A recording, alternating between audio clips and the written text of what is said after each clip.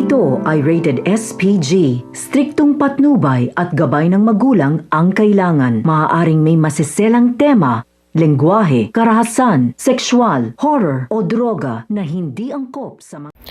Matapang nga na hinarap ni Minchi ang mga na-scam nga siya at sinabi niya nga ang katotohanan na nangyari na nabiktima nga rin siya nito ni Sheila na pinagkatiwalaan niya.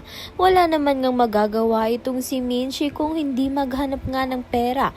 Parang bayaran ng mga ininvest ng mga kasamahan niya.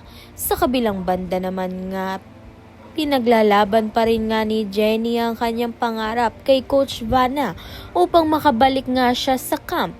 Subalit ito ngang si Coach Vanna ay pinag-iisipan pa nga rin. Kaya naman nga't alam ni Minchi ang nangyari at pumunta nga siya sa camp. Doon, kinausap nga niya ng masinsinan nitong si Vanna.